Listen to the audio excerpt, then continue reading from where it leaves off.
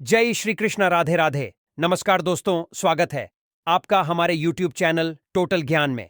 दोस्तों, आप भी अपनी लाइफ में कुछ नया सीखना चाहते हैं तो जल्दी से सब्सक्राइब कर लीजिए आपके अपने YouTube चैनल टोटल ज्ञान को, ताकि ऐसे ही आध्यात्मिक जानकारी वाले वीडियो आपको सबसे जल्द प्राप्त हो सके, आप इनका पूर्ण रूप से लाभ प्राप्त कर सकें। दोस्तों, आप माता लक्ष्मी के सच्चे भक्त हैं और माता रानी का प्रेम प्यार आशीर्वाद पाना चाहते हैं तो जल्दी से कमेंट बॉक्स में जय मां लक्ष्मी जरूर लिखें। तो चलिए दोस्तों, आपका ज्यादा समय बर्बाद ना करते हुए चलते हैं वीडियो की ओर। दोस्तों, शाम की पूजा का सही समय क्या होता है? शाम को दीपक जलाना चाहिए और दीपक जलाते समय किस नियम का पालन करना चाहिए? अगर हम शाम को दीपक जलाते हैं तो क्या हमें स्नान करना आवश्यक है? मतलब शाम की पूजा बिना स्नान किए कर सकते हैं या नहीं कर सकते हैं? और शाम को घर में कितने दीपक प्रज्वलित करने चाहिए? कहां कहां दीपक प्रज्वलित करना चाहिए? दीपक जलाने का मंत्र क्या होता है? घर की परेशानियों को दूर करने के लिए और किसी विशेष मनोकामना को पूर्ण करने के लिए दीपक किस प्रकार से प्रज्वलित करना चाहिए? तो आज की जो वीडियो है पूरी तरह से संध्या वंदन पर आधारित है। शाम के समय जो आप संध्या वंदन करते हैं, पूजा आराधना करते हैं, दीप प्रज्वलित करते हैं, वह किस प्रकार से आपको करना है, किस किस नियम का पालन करना है? दोस्तों, सबसे पहले बात करते हैं कि संध्या दीपक प्रज्वलित करने से पहले, मतलब शाम को पूजा करने से पहले क्या स्नान करना आवश्यक है? देखिए, शास्त्रों के अनुसार पूजा में शुद्धता आवश्यक होती है। तो जब हम सुबह पूजा करते हैं तब तो स्नान करना अत्यंत आवश्यक होता है। सुबह बिना स्नान की पूजा नहीं करना चाहिए, लेकिन शाम की पूजा आप हाथ पांव धोकर भी कर सकते हैं। जरूरी नहीं है आप स्नान करें। आप चाहे तो वस्त्र भी बदल सकते हैं या फिर आप सिर्फ हाथ पांव धोकर कुल्ला करके भी पूजा कर सकते हैं। जैसे कि आपको शाम के समय पूजा करनी है तो दिन में भी आप शुद्धता का ध्यान रखें। जैसे कि आप जब भी टॉयलेट जाते हैं, बाथरूम जाते हैं, तब उस समय शुद्धिकरण जरूर कीजिए। जरूर करना चाहिए। हर बार जब आप बाथरूम जाते हैं तो अगर आप दिन भर शुद्धिकरण का ध्यान रखते हैं तो शाम के समय बिना स्नान किए भी सिर्फ हाथ मुंह धोकर भी पूजा कर सकते हैं और चाहे तो स्नान भी कर सकते हैं। जैसे कि गर्मियों के दिन है तो शाम के समय भी आप स्नान करके पूजा कर सकते हैं। तो बहुत सारी चीजें आप स्वयं भी अपने विवेक से निर्धारित कर सकते हैं। और अगला प्रश्न है आपका कि शाम की पूजा में दीपक किस समय चाहिए? तो देखिए, शाम को जो पूजा का समय होता है वह गोधूली बेला का समय होता है, प्रदोष काल का समय होता है। मतलब जिस समय सूर्य अस्त हो रहे होते हैं उस समय हमारे घर में दीपक प्रज्वलित हो जाना चाहिए। अब जैसे कि आप लोगों के प्रश्न आते हैं कि कितने बजे दीपक जलाना चाहिए।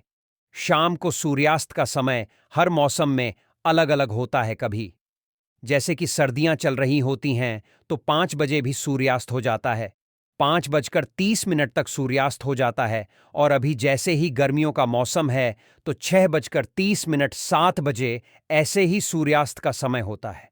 कई बार 7:50 भी हो जाते हैं। गर्मियों में तो प्रत्येक मौसम में सूर्यास्त का समय अलग होता है।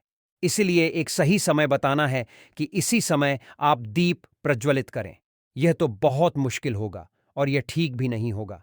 एक ही समय पर हर बार हम दीप प्रज्वलित नहीं कर पाएंगे। इसलिए संध्या काल का ध्यान रखिए। जब संध्या काल का समय होता है, मतलब जब सूर्यास्त हो रहा होता है, उस समय आप अपने घर में दीपक प्रज्वलित कर दीजिए। और अब बात करते हैं कि कितने दीपक आपको अपने घर में प्रज्वलित करनी चाहिए। प्रतिदिन देखिए, शास्त्रों के अनुसार संध्या काल में प्रतिदिन अपने घर के मुख्य द्वार पर एक दीपक जरूर जलाना चाहिए। इससे क्या होता है? देखिए, शास्त्रों के अनुसार शाम के समय संध्या काल में लक्ष्मी माता और उनकी बहन दरिद्रता दोनों ही भ्रमण पर निकलते हैं। तो जिस घर के मुख्य द्वार पर दीपक प्रज्वलित होता है उस घर में मां लक्ष्मी प्रवेश कर जाती है, और जिस घर के मुख्य द्वार पर दीपक नहीं चल रहा होता है उस घर में दरिद्रता प्रवेश कर जाती है।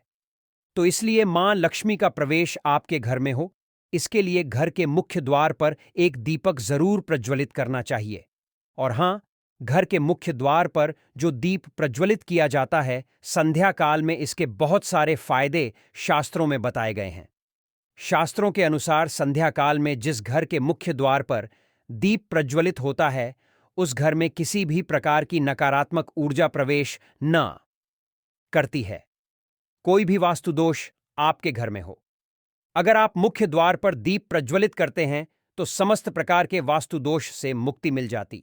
और अगर आपके घर में पितृदोष है, जिसकी वजह से परेशानियां आपके घर में बनी हुई हैं, तो घर के मुख्य द्वार पर जो हम दीप प्रज्वलित करते हैं, इससे घर का पितृदोष भी समाप्त हो जाता है।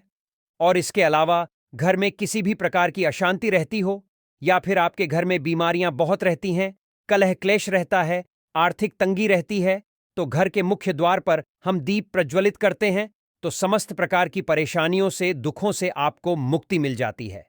इसलिए घर के मुख्य द्वार पर दीप प्रज्वलित करना अत्यंत आवश्यक होता है।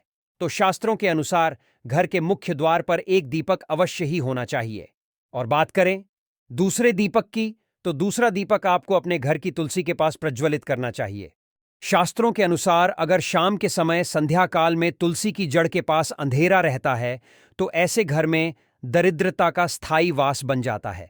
और जिन घरों में शाम के समय तुलसी के पास दीप प्रज्वलित किया जाता है, ऐसे घर में स्थिर लक्ष्मी का वास होता है। श्री हरि विष्णु सहित मां लक्ष्मी ऐसे घरों में वास करती है, तो प्रयास करना चाहिए कि शाम के समय तुलसी के पास एक दीपक अवश्य प्रज्वलित करें। बात करें अगले दीपक की, तो शाम के समय अपने घर के ईशान कोण में, मतलब जहां पर भी आपने अपने घर का मंदिर बनाया हुआ है, उस स्थान पर घर के मंदिर में एक दीपक अवश्य प्रज्वलित कीजिए। 2-3 दीपक आपको प्रतिदिन जरूर प्रज्वलित करने चाहिए। और अगर आप तीनों दीपक प्रतिदिन प्रज्वलित करते हैं तो विश्वास रखिए, आपके घर की बहुत सारी परेशानियां स्वतः ही समाप्त हो जाती हैं।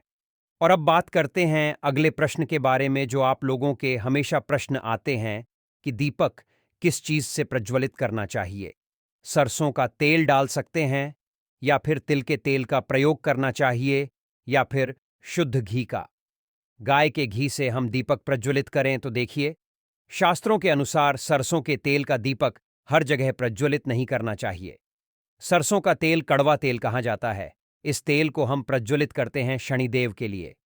शनिदेव को निमित्त अगर आप दीपदान करते हैं शनिवार के दिन, तो आपको सरसों तेल का दीपक प्रज्वलित करना चाहिए। और आप चाहे तो जैसे कि पीपल का वृक्ष होता है, वहां पर भी सरसों के तेल का दीप प्रज्वलित कर सकते हैं, या फिर भैरव देवता होते हैं, उनके लिए भी सरसों तेल का दीपक प्रज्वलित किया जाता है। इसके अलावा कहीं पर भी सरसों तेल का दीप प्रज्वलित करने की बात शास्त्रों में नहीं कही गई है। शास्त्रों के अनुसार घर में ज्योति प्रज्वलित किया जाता है, या किसी भी देवता के निमित्त जो हम दीप प्रज्वलित करते हैं, उसमें गाय का घी डालकर ही प्रज्वलित करना चाहिए। अब देखिए, ऐसे समय में जबकि गाय का शुद्ध घी नहीं मिल पाता है, तब हमें क्या करना चाहिए? तब आपको गाय के घी के नाम पर जो भी मिल जाता है, या फिर शुद्ध घी मिल जाता है, उसका प्रयोग कर सकते हैं। या फिर आप चाहे तो तिल तेल का दीप प्रज्वलित कर सकते हैं। तो प्रतिदिन जो आप दीपक प्रज्वलित करते हैं अपने घर में, चाहे आप घर के मुख्य द्वार पर प्रज्वलित करें, या फिर तुलसी के पास प्रज्वलित करते हैं, या फिर घर के ईशान कोण में प्रज्वलित करते हैं, सभी दीपक आप तिल, तेल या शुद्ध घी से प्रज्वलित करें। और हां, जब आप दीपक प्रज्वलित करते हैं, जैसे कि मुख्य द्वार पर जो दीप प्रज्वलित करेंगे, या फिर तुलसी के पास जो दीप प्रज्वलित करते हैं, या फिर घर में भी जो दीप प्रज्वलित किया जाता है, तो ध्यान रखना चाहिए एक चीज का, कभी भी दीपक को सीधे जमीन पर नहीं रखा जाता है। तो दीपक रखते समय प्रतिदिन दीपक के नीचे थोड़ा सा आप चाहे तो चावल रख सकते हैं, या फिर आप चाहें तो थोड़े से पुष्प रख सकते हैं। और अगर आप दीपक के नीचे चावल रखते हैं तो इस बात का आपको ध्यान रखना है कि अखंडित चावल होनी चाहिए, क्योंकि ऐसा माना जाता है कि अगर टूटे हुए चावलों का प्रयोग हम पूजा में करते हैं, किसी भी प्रकार से, चाहे दीपक के नीचे रखकर करते हैं या फिर अक्षत के स्वरूप में करते हैं, तो इससे घर में दरिद्रता आती है। इसलिए अखंडित चावल होने चाहिए अगर आप दीपक के नीचे रखते हैं तो। और जैसे कि कई लोगों के प्रश्न आते हैं कि प्रतिदिन जो दीपक के नीचे हम चावल रखेंगे, तो उस चावल का अगले दिन क्या करना चाहिए? तो अगले दिन वह चावल उठाकर आप पक्षियों को डाल दीजिए, पक्षी उसे खा जाते हैं। और घर में जो आप ईशान कोण में दीप प्रज्वलित करते हैं, मतलब घर के मंदिर में जो दीपक प्रज्वलित किया जाता है, उस दीपक को आप किसी पात्र में भी रख सकते हैं। जैसे कि एक छोटी सी प्लेट ले लीजिए, उसी प्लेट में दीपक रख दीजिए और उस दीपक को हम प्रज्वलित करते हैं। मतलब घर के मंदिर में जो दीपक प्रज्वलित करेंगे वह आप किसी पात्र में भी रख सकते हैं, लेकिन सीधे जमीन पर आपको कोई भी दीपक नहीं रखना है, इस बात का ध्यान रखिए। और आपका अगला प्रश्न है कि शाम की पूजा करते समय किस मंत्र का जप करना चाहिए? मंत्रों का भी जप कर सकते हैं, दुर्गा चालीसा का, हनुमान चालीसा का पाठ करते हुए भी आप दीप प्रज्वलित कर सकते हैं। मतलब देखिए, जरूरी नहीं है कि आप दीपक जलाने वाला मंत्र ही पढ़ेंगे। किसी भी मंत्र को पढ़कर आप दीप प्रज्वलित कर सकते हैं, संध्या वंदन कर सकते हैं, क्योंकि देखिए, शास्त्रों में कहा गया है कि मौन रहकर कभी भी पूजा नहीं करनी चाहिए। जो भी शुभ कर्म होते हैं वह मंत्रोच्चारण के साथ ही संपूर्ण किए जाते हैं, इसलिए मंत्रोच्चारण आवश्यक है। कोई भी मंत्र जपते हुए आप पूजा कर सकते हैं, संध्या वंदन कर सकते हैं, लेकिन दीपक जलाने का जो शास्त्रों के अनुसार मंत्र है, शुभम करोति कल्याणम आरोग्यम धन संपदा, शत्रु बुद्धि विनाशाय दीप ज्योति नमोस्तुते, दीपों ज्योति पर ब्रह्म दीपो ज्योति, जनार्दन दीप हर तुम्हें पापम संध्या दीप नमोस्तुते। इस मंत्र का जाप दीपक प्रज्वलित करते समय करने से कहा जाता है कि सभी प्रकार के पापों से मुक्ति मिल जाती है और दीप देवता जो होते हैं वह हमारे जीवन में प्रकाश करते हैं। तो बहुत आसान है यह मंत्र। अगर आप लोग नियमित पढ़ेंगे तो निश्चित ही आपको याद हो जाएगा और दीपक प्रज्वलित करते समय आप बिना देखे भी पढ़ पाएंगे। और अभी आप चाहें तो इसे किसी कागज पर लिखकर रख सकते हैं और घर के मंदिर में ही रख दीजिए जहां पर आपको दीपक प्रज्वलित करना है। तो जब आप दीप जलाएंगे तब आप इस मंत्र को देखकर पढ़ सकते हैं। तो दोस्तों, आज की वीडियो में बस इतना ही। उम्मीद करता हूं दोस्तों, हमारे द्वारा बताई गई जानकारी आपको पसंद आई होगी। दोस्तों, पसंद आई हो तो वीडियो को एक प्यारा सा लाइक जरूर करें। साथ ही दोस्तों, आपके अपने YouTube चैनल टोटल ज्ञान को सब्सक्राइब करना ना भूलें, ताकि ऐसी ही जानकारी आपको सबसे जल्द प्राप्त हो सके, आपकी जिंदगी में हर समस्या आपकी कट सके। दोस्तों, अब माता लक्ष्मी के सच्चे भक्त हैं। आप माता लक्ष्मी का प्रेम प्यार आशीर्वाद पाना चाहते हैं और चाहते हैं कि माता लक्ष्मी का आपके घर में वास हो और आप माता लक्ष्मी को प्रसन्न करना चाहते हैं, तो जल्दी से कमेंट बॉक्स में जय मां लक्ष्मी जरूर लिखें। माता लक्ष्मी अपनी असीम कृपा आपके ऊपर हमेशा बनाए रखेगी, आपके घर में धन दौलत और ऐश्वर्य की प्राप्ति करेगी। तो दोस्तों, आज की जानकारी यहीं पर समाप्त करते हैं। मिलते हैं किसी एक और नई जानकारी के साथ। तब तक के लिए अपना ख्याल रखना। धन्यवाद।